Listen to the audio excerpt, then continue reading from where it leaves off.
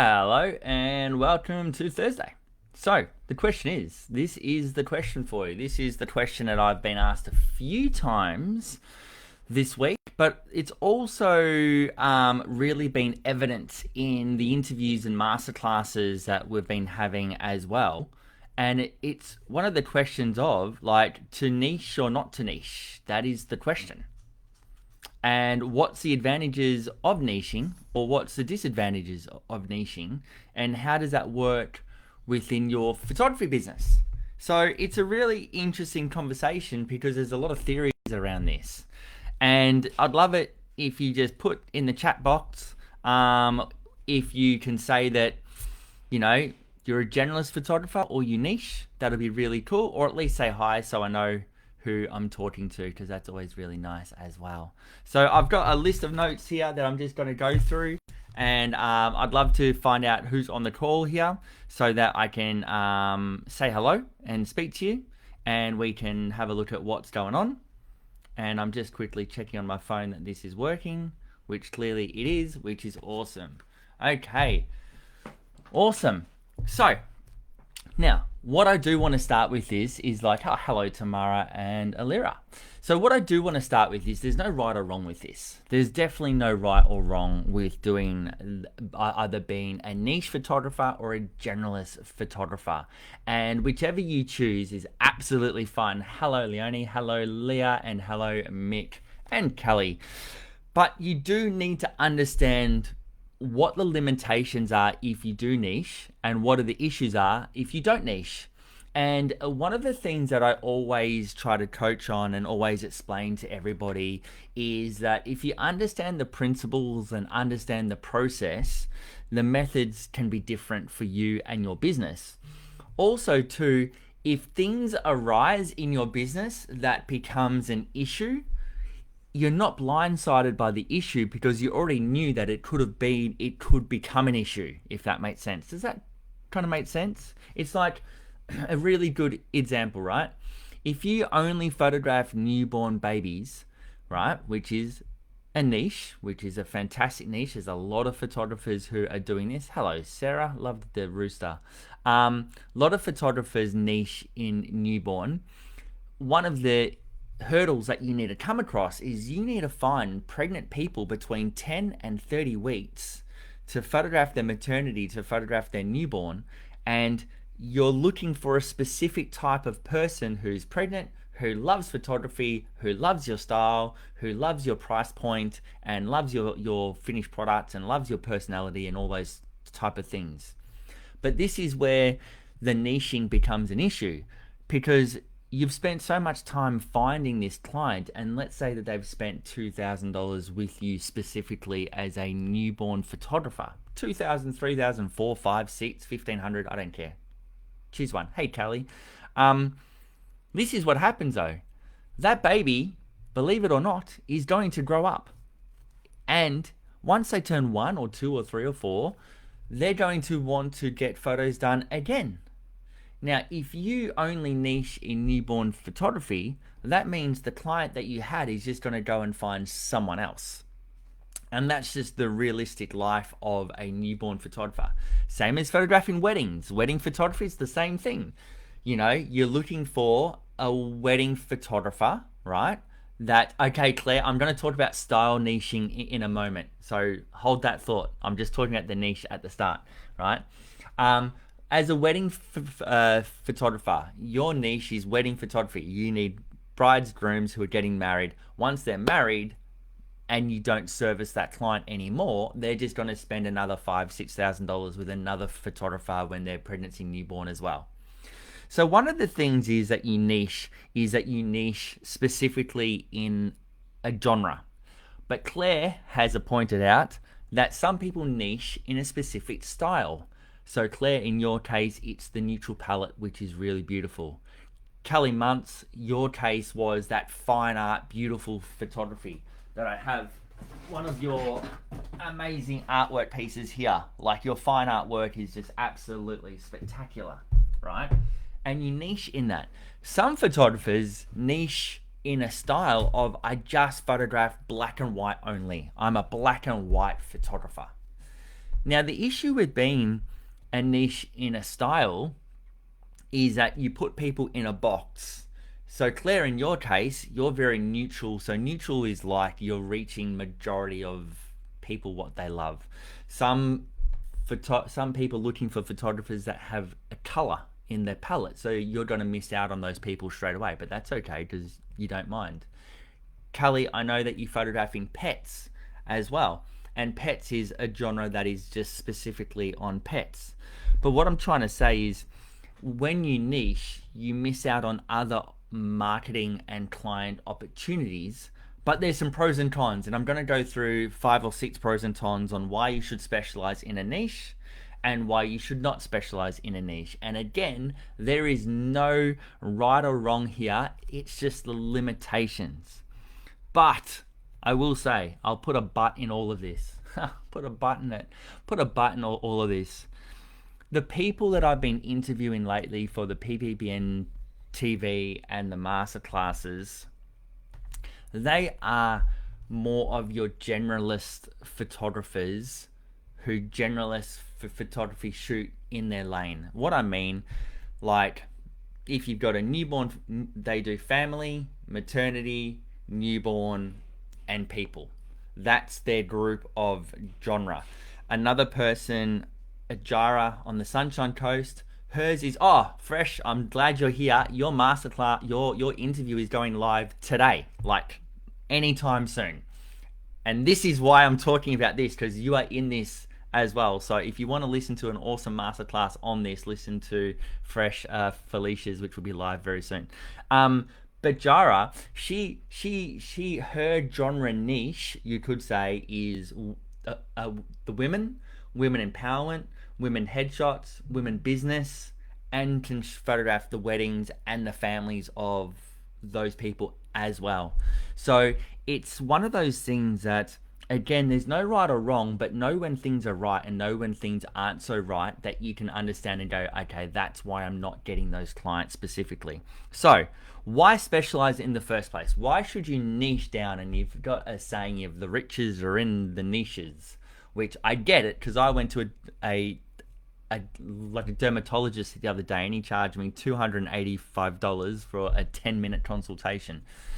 Crazy. Anyway, one is you become an expert in your space. You know that genre extremely well, especially your pet photographers, your equine photographers, your dog photographers.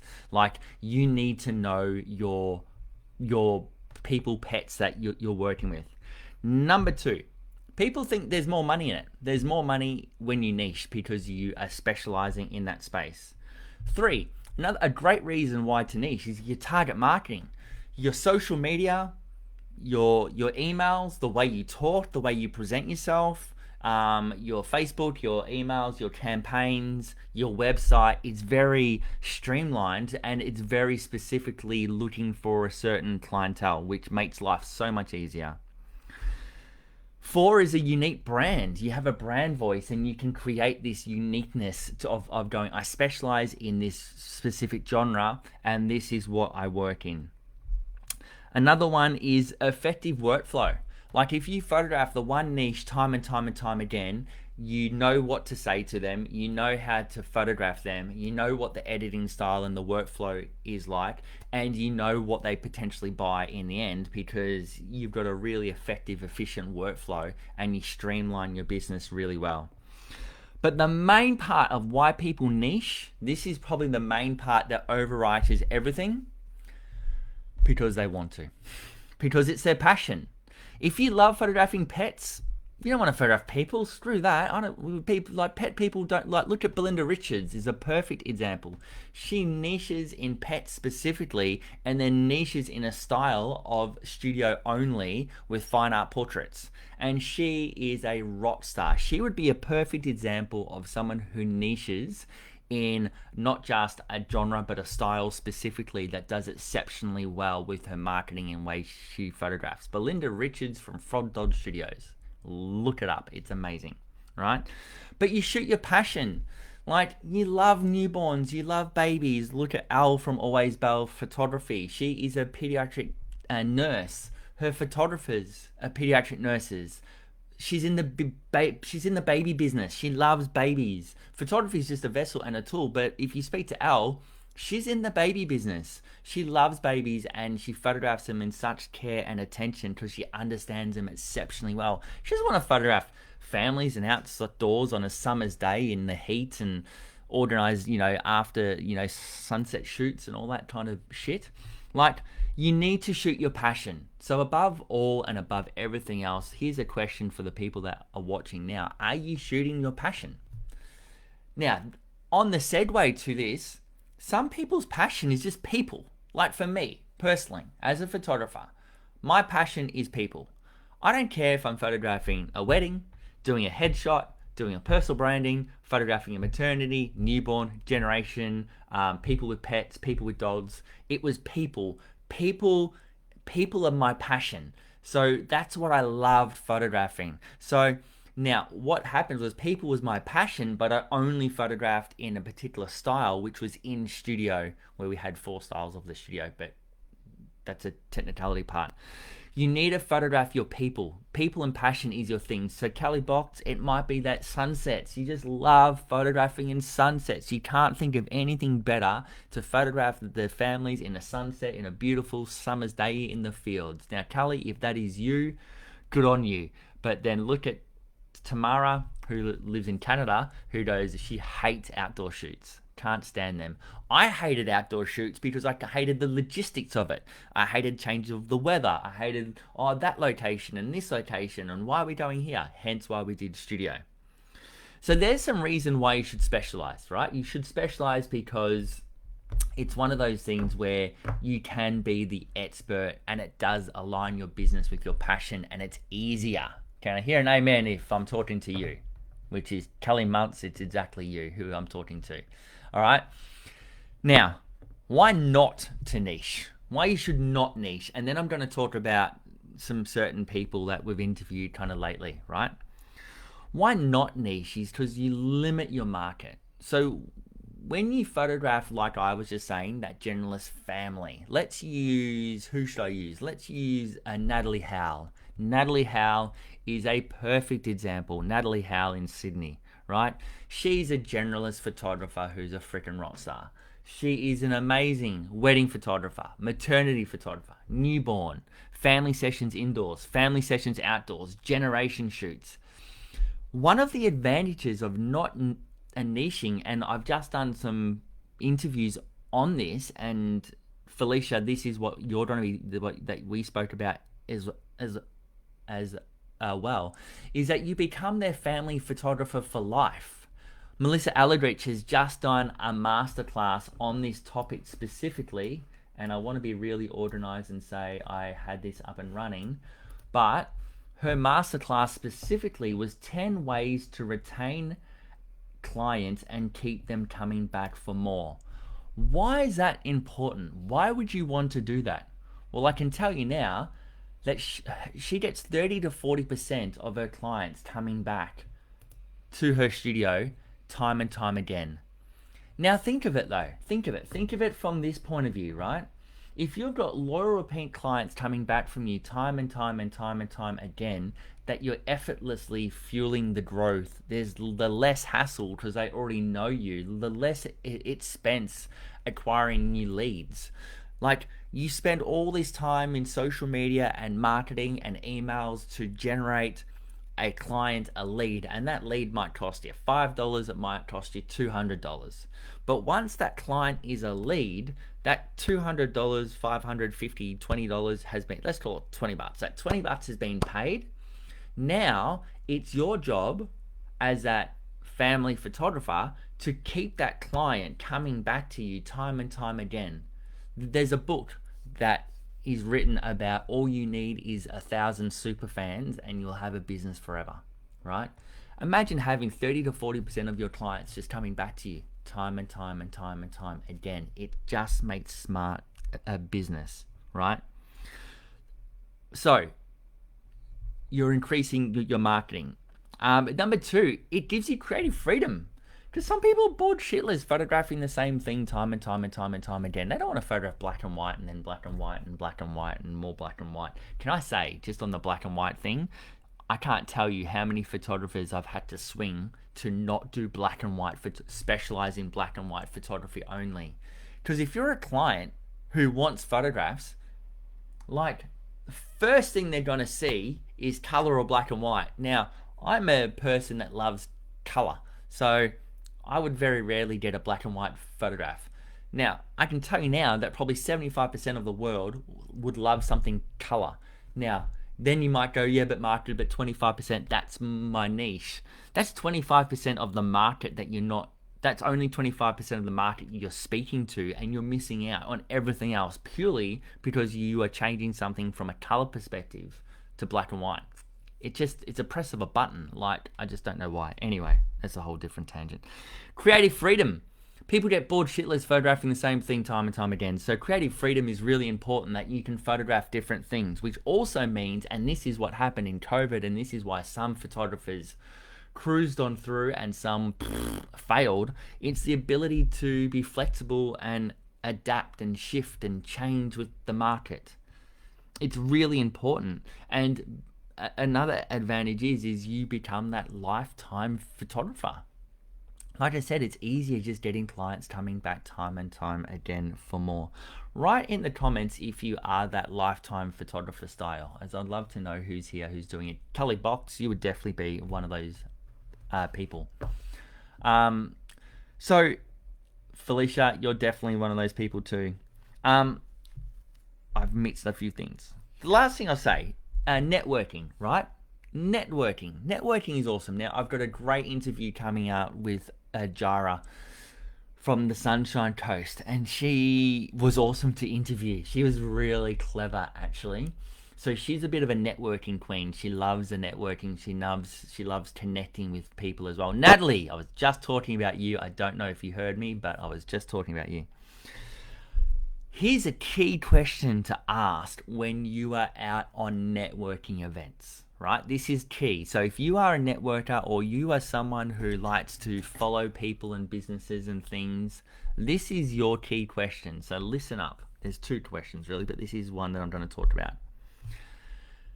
Bring your phone out and you say, let me follow you on socials, right? Let me follow you on socials are going to give you a few things. You're going to see their social file on Instagram or Facebook. Very quickly, you can establish the business and the person that you're talking to.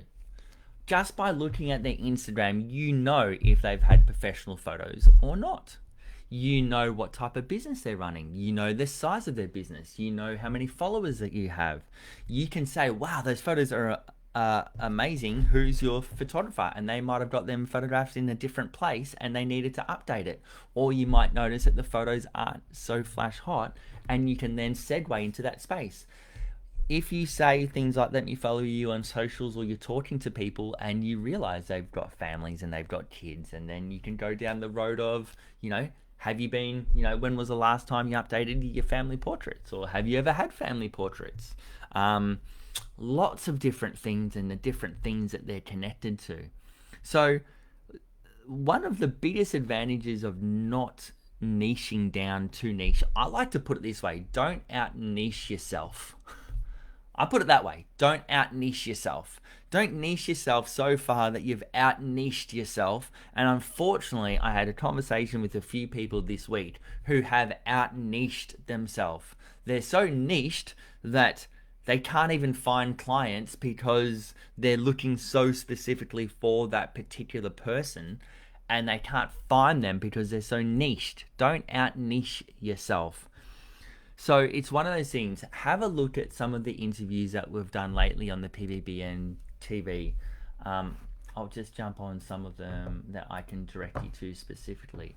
But the masterclass with Melissa, 10 ways to retain clients that keep them coming back for more, was absolutely brilliant, because it really shows how to work smarter and not harder. Like, it's really clever.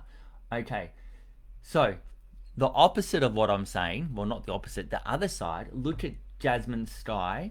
Become the go-to in your niche with Jasmine Sky, who's an underwater photographer, because you do need to look for someone specific when you are looking for underwater shots. Like, it's important. You can't just jump in the pool with a random person that doesn't know how to work and move and the safety concerns underwater, because we've also seen those YouTube videos and reels of the trash the dress with the bride jumping off a boat with a wedding gown on, and the wedding gown going and sucking them underwater because they're stupid and they don't understand the risks. But I can tell you now, there's a mix between finding your passion and doing what you love and niching what you love. But like you said, Claire, just before, right? It might not be a niche, it might be a style. You love your neutrals. I look at Kate Ellis, and Kate Ellis in Adelaide has a beautiful and neutral palette of just awesomeness. How she photographs is fantastic. So it's really important that you figure out what your niche is. Does that make sense? Am I making sense? I hope I'm making sense. Either way, there's no right, there's no wrong. There's no this, there's no that. It doesn't matter. Pick one. But understand what your challenge is up against. If you have niched, that you've out-niched yourself, or you're too generalist and you're just photographing everything and anything and you're the jack of all trades and master of none because your photography is just all over the shop completely. And you can niche in certain things. So things like personal branding, headshots, women's empowerment, men's empowerment, if you're into that kind of thing, and the family. Like, they're all the same type of things as well. So yeah, that's all I got for you. Kelly, I hope that helps. Anna, I've been toying with this idea lately. I photograph families with their dogs, and but I also love doing children and newborns. It just opens up the scope. So instead of just looking at photographing that many people, you now look at having a whole new market that you market to. Does anyone have any thoughts and ideas on this? Am I right? Am I wrong? Am I, yeah, but Mark, what about this? Or how about that? I love it that Claire, that you said, hi, the neutral niche, lots of genres though. I love that. It's really important. So just know that you're either going to niche or not, and know what the parameters are around that. That's what I want to say. That's the key part here. All right. So yeah, cool. If you have any questions on this, or if you've got any thoughts, or if you're toing and froing with ideas, and I should do this, and I should photo this, or I'm looking at changing style or something else, reach out. Know this sums up my past 20 years perfectly. Spent too many years photographing things I didn't want to. The main part is, if you're not photographing what you're passionate about, you're going to struggle anyway. So it's really important that you concentrate on photographing what you love, instead of photographing what you don't like, because then you're only going to resent it, and then it feels like a job, which will suck. All right. So yeah, there you go. Happy days. Hope you enjoyed that. Hope that makes sense. Enjoy your Thursday. Keep an eye out for Felicia's interview that is going to go live. I'm just checking the website now if it is live. And Felicia, it is Rainbow Wheel. It is not live yet, but it will be. We'll let you know here as soon as we know. All right. Have an awesome day, guys. Enjoy your Thursday. We'll speak to you soon. Bye-bye.